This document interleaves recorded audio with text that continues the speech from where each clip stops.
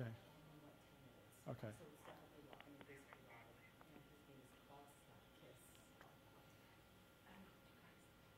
Thank you. Hello, Paul. Art Smith, Paul Flackers. Hi, how are you? I'm good. How are you? Nice to speak with you again. Thank you. I remember you when you were in our studio in Manhattan, right? Yes, sir. How are you doing? What's going on? Everything is great. Are you still in the same studio? No, we built a new studio, larger studio out in Brooklyn, down near Brooklyn Academy of Music, green recycled television studio. How I'm fabulous inviting is you that? right now to come over here. But I loved your wonderful studio. I loved all your books and all your great things and stuff. It's all here plus more. Okay.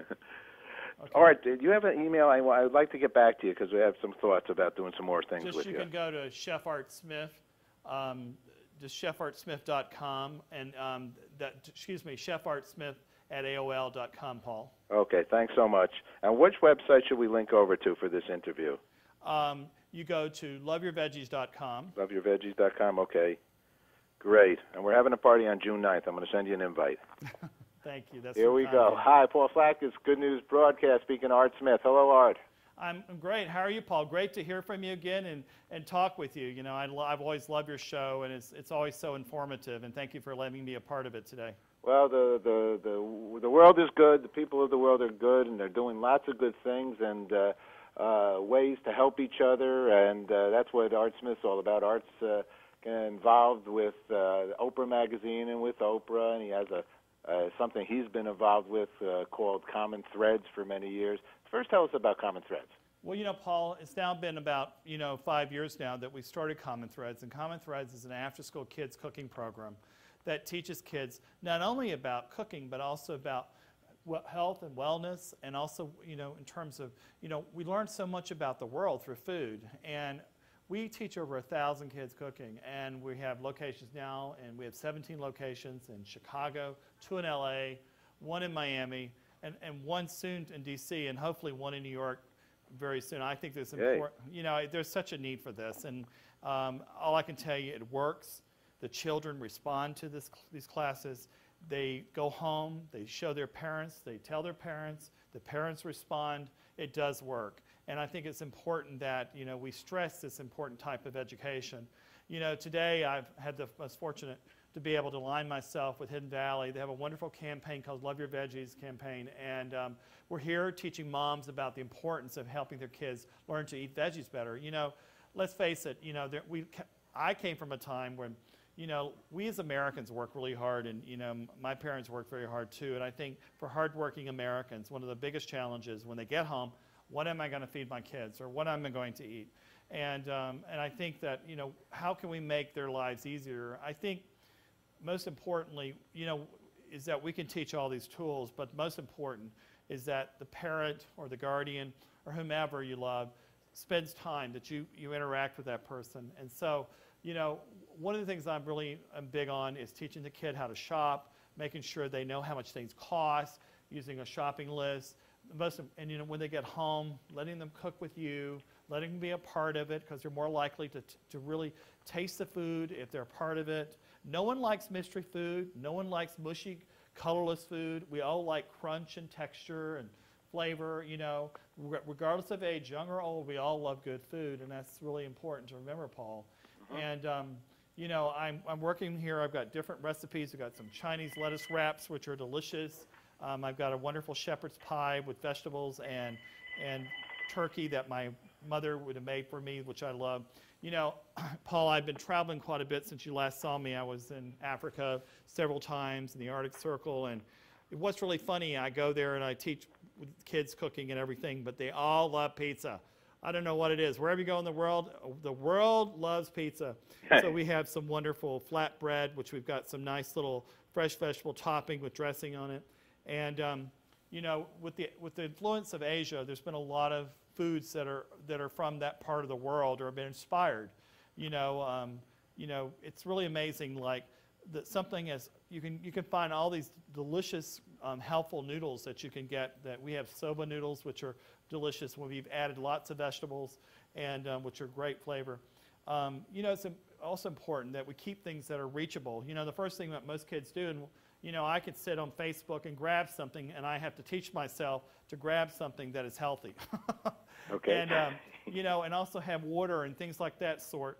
Because, you know, it's when we're not kind of consciously making choices, we have a tendency to put things in our mouth, so we have to be real careful of that.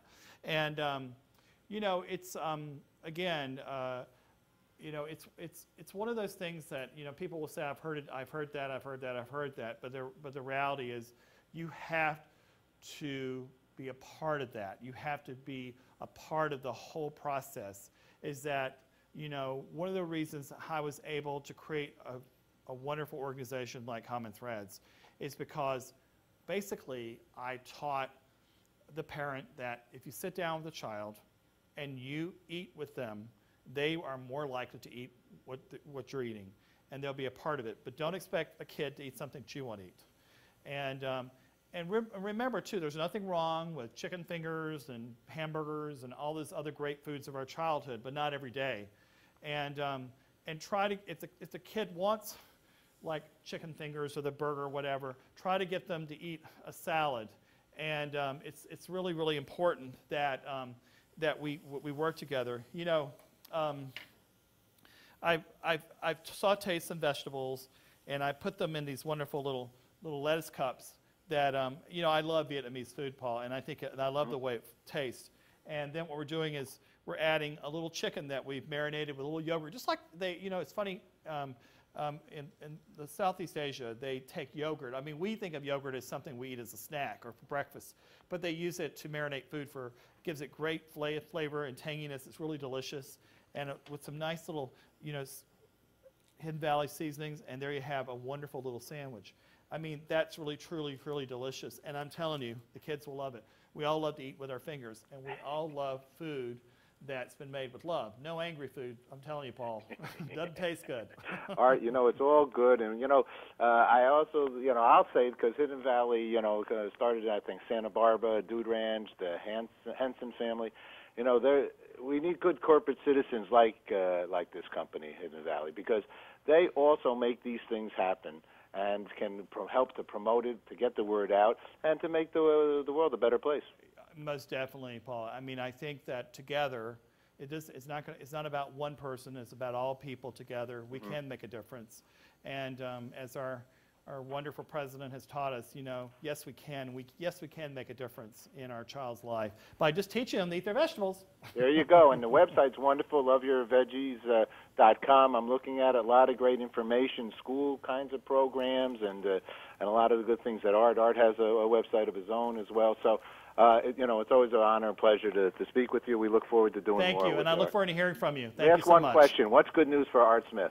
Good news for Art Smith. Good news for Art Smith is that I'm going back to Africa to teach cooking. Art Smith has 2 restaurants, Table 52 and Art and Soul in Washington, D.C. And, you know, I'm thinking about I want to do a restaurant in a neighborhood that's necessarily not the best neighborhood to do a restaurant in, because I want to do a restaurant where many people of all different economics can come together. But what brings them together is the food, and so I'm really excited about that.